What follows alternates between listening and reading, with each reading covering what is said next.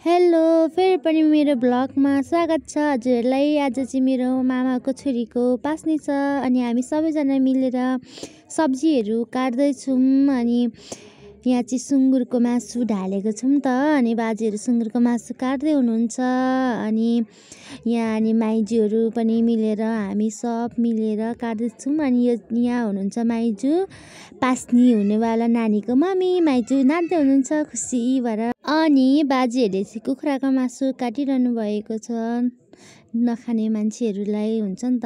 अनि फेरि यहाँ पास्नी हुने बहिनीको मम्मी चाहिँ माइजू भाँडा माझिरहनु भएको छ। अनि यहाँ बाजेहरू आउनुभयो। अनि यहाँ चाहिँ रोटी बनाउँदै हुन्छ। अनि बोजूले मेरो भिडियो नबना है भन्दै हुनुहुन्छ क्या मलाई।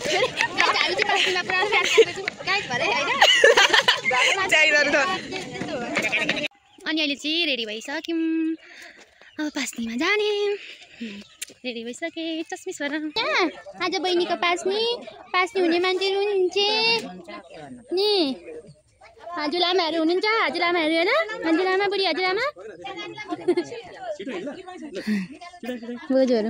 अनि अब चाहिँ टिका लाउने बेला भयो। अनि नानीको बाबाले मामाले टिका लगाइदिँदै हुनुहुन्छ।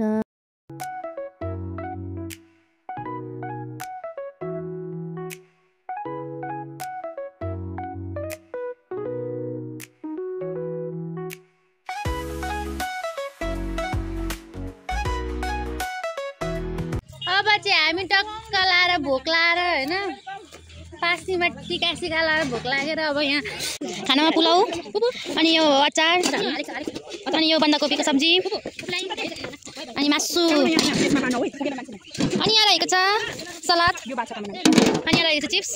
अनि म चाहिँ खानु बसेको है त साथीहरू। अनि हामी चाहिँ सबैजना मिलेर अब पुरा पुलाउ सुलाउ सब्जी मासुहरू सब बाँड्दैछन्। यहाँ चाहिँ माइजू हुनुहुन्छ अनि म छु। अनि हामीले चाहिँ यहाँ सबै थोक बाँड्दैछौँ त। अब हामी त गाउँघरको मान्छेहरू मिलेर बाँड्छौँ सबैजना आउने ओर्ने अनि बस्ने। उहाँ चाहिँ कान्छी माइजू हुन्छ, उता माइली माइजू हुन्छ। अनि यो चाहिँ पुलाउ हाम्रो। अनि यहाँ चाहिँ सबैजना खाँदै हुनुहुन्छ। अनि यहाँ चाहिँ मामा बहिनीहरू नाचिरहनु भएको छ। मेरो भिडियो हेरिदिनु भएकोमा हजुरहरूलाई धेरै धेरै धन्यवाद। हस्त बाई।